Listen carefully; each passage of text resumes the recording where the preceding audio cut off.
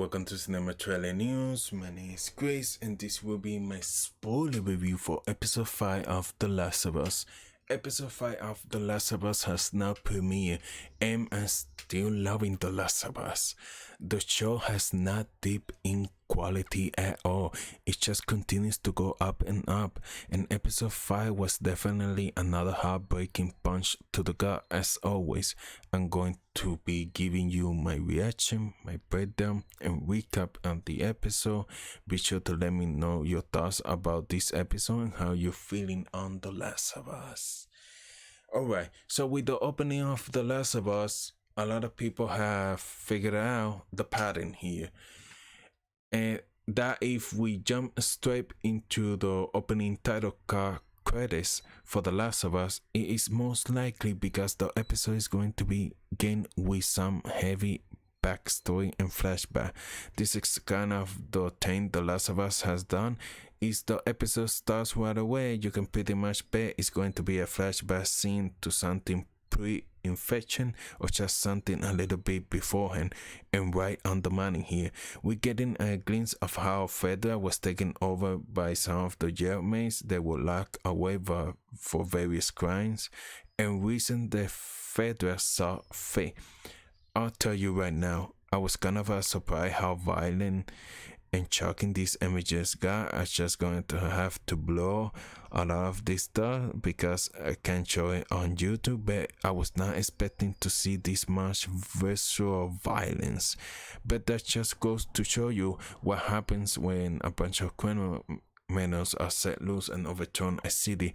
Now let's turn to Carlene, and I like they're trying to add new things. I'm always open to that, and not one that feels they have to stick exactly to what happened in the games. I think it was an intentional part of the show. You're not really supposed to like her. She's killing innocent people, and I think the show is doing a great job though of showing the difference in how far someone is willing to go for payback on the ones they love. You're informers. Inform. I guess they don't know. Kill them. You know, we had the Bill and Frank episode just showing you how beautiful life can be in this type of environment, and now we're seeing the toxicity that can also cause with someone like Carlene, who lost her brother to an informant. These people who survived just by renting out others in the town to Fedra. I just find it kind of hard to believe she was have this much control over her entire resistance, the way her vendetta was just putting her people in danger and then just overwhelming the benefits of just getting some revenge. Really don't make that much sense to me. I just keep thinking, how are all these guys holding the guns not shooting her for all this? Your brother was a great man. We all loved him, but he didn't change anything. You did. When it comes to Henry and Sam, I did enjoy the changes of making Sam there and then having to communicate through sign language. I feel it just made their brother bond that much stronger. The other difference in the game here is how they meet Joe. Although it was a fine chain, either way they could have really worked of them. Just casually meeting as Joe is breaking through a window and then through a little tussle. Henry making his mission to meet up with Joe, say, hey, we need to partner up because I don't know how to protect myself. You obviously do. I know the way of the town. Let's do this. Even the conversation between Joe and Henry about him being a collaborator with Fedra and Joe just being kind of a piece off with her, because it would be people like him that could get Joe arrested, and there back in his hometown he was frequently sneaking off the QC with Tess to go out and meet with Bill and Frank, round out supplies and do whatever they needed to. It would have just taken one informant like Henry to say, hey, Joe is sneaking out, and then a bullet to the brain for Joe, and that's it.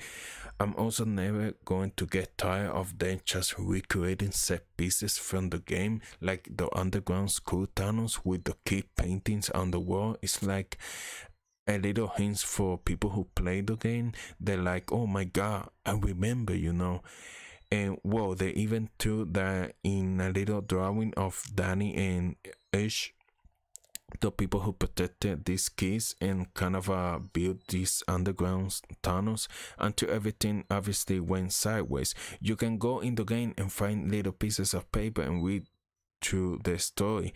It's kind of heartbreaking. It was said they were trying to actually get given a full episode to the story, but once they were going to the season, they just couldn't make it work. So this little Easter egg had to do.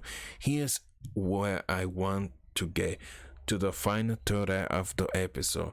That just really had me with excitement, because oh my god, let me tell you, the sniper level was a pain in the back in the first time I played the game.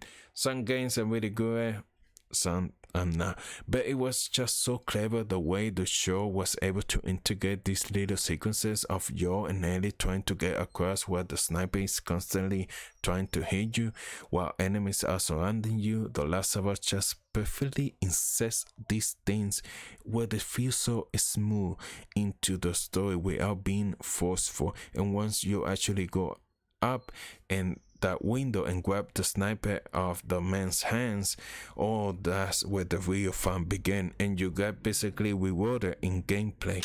And I love in the game having this to be this protector of Ellie, and all these clicker and runners are coming after. And while the show definitely did things very similar here, there was one key difference. This is where they decided to finally introduce us to a bloater. In the game, the first time you encounter a bloater is whenever you partner up with Bill and Ellie going to the town, entering the school gymnasium. That obviously didn't happen in the show since Bill ended up dying before Ellie could meet him.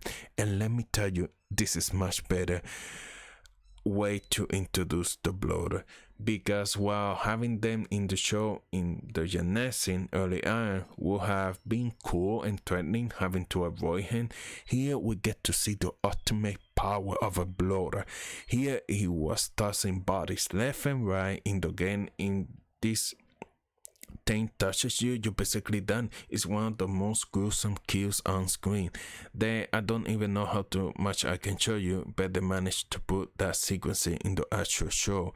And I'm also very thankful they finally introduced this here, because one of the most common complaints I've been seeing is like, where's all the action? Where's the zombie fight? Where's the gun shooting?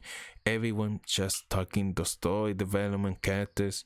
Okay, I could kind of understand people wanting some zombie action, wanting to get people beaten down, exploded out, and I feel they give you a little bit of that right here. I definitely stood up a bit and had my eyes glued up once I saw all of the people running out of the hole, but not as happy as I was after Kathleen finally hits the dust, thanks to a little clicker, which is really fascinating and brilliant, because just seconds ago she was talking about it's okay, kids die sometimes, it doesn't matter, but once our crew escape, it basically becomes beat for beat what happens in the games. They have a nice heart to heart. They think they made it past and they're going to team up and going to white army together, only to realize that Sam was beaten and turns the next morning. And I was kind of curious to what Ellie was trying to accomplish here with actually cutting herself and rubbing her blood on Sam. I had to believe that she didn't genuinely think that would work, and this was just kind of her way to maybe ease him into his death, knowing that he's coming, that maybe she could have made a little bit more peaceful. But even though it was beat for beat what happens in the game, and I think it's still heartbreaking the way for this two characters to go, and it also just go to show you how quickly people come in and out of your lives in this Last of Us world. They were like so impactful here, and then jumping on to the next episode, they're just going to be completely forgotten, and Joel and Ellie are going to have to move on because they have to. It's also kind of showing you how cool Ellie is becoming, is with the more she witnessing there. It wasn't too long in episode 4 where she had to choose somebody and she was almost having a full-blown panic attack. Now she's bearing and just ready to move on, becoming the cold-blooded killer we know she will be someday. But that's just my opinion on The Last of Us episode 5. I'm still really digging this show, and I can't wait to see what other changes they make. I think this one was very faithful to the game. They made some little changes, but for the most part, very faithful. But we know they're taking some risks, and I'm curious to see if they will surprise us in the next upcoming episodes. What are the big changes they will make? So I'm very looking forward to those. So let me know down in the comments below, what do you think of this episode, and are you enjoying The Last of Us so far? If you enjoyed this video, hit the like button, consider subscribing to the channel, and thank you so much for watching. Bye bye.